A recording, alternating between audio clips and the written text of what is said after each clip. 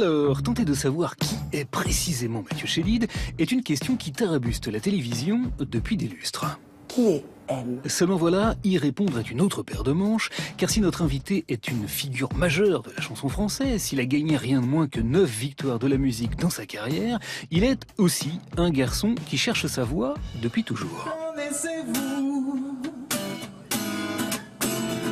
la voix qui rend fou?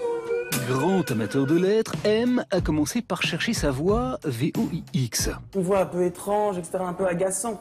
Un peu au perché, un brin féminine, figurez-vous qu'elle lui collait des complexes. Oui. Voilà pourquoi il a plutôt cherché sa voix VOIE. Donc c'est vrai que j'ai cherché mon clown. Le problème, c'est que notre homme est de nature hésitante. Alors il est tiraillé depuis toujours et trouve refuge dans l'entre-deux.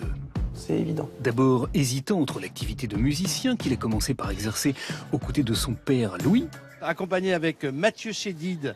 Il y a peut-être une parenté là-dessous à la guitare. et son envie de chanter, Mathieu Chédid a choisi de donner naissance à M. Je crois que ma crise d'adolescence a été vraiment M. Quand je me suis mis sur scène à faire n'importe quoi. M, une sorte de double scénique créé sur le modèle du Ziggy Stardust de David Bowie. Ziggy play guitar, jamming good with weird and killer.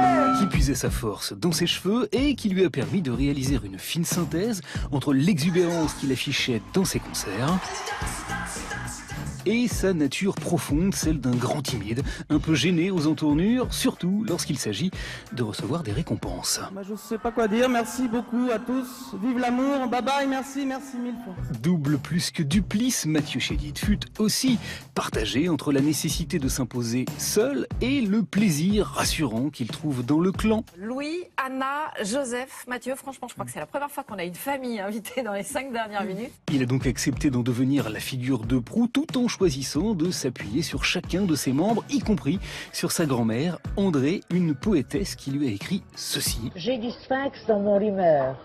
Paris au fil du cœur. Un tube qui embrassait allègrement les rimes en M.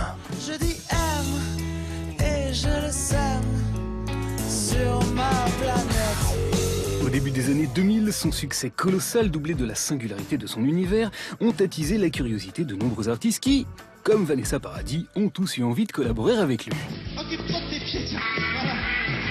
T'as vu les tiens? Mais là, encore, Mathieu Chédid s'est révélé pris en étau entre son goût pour une forme de poésie surréaliste qu'il exprima magnifiquement aux côtés de la très agitée du bocal Brigitte Fontaine,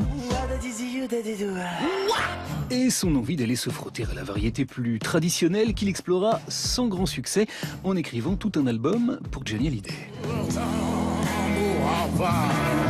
Après avoir enfin navigué entre l'envie de s'en tenir à des inspirations purement imaginaires et le besoin de réagir à l'actualité dans sa plus crue brutalité, Pour apaiser ma France, dans mes bras grands de sœur.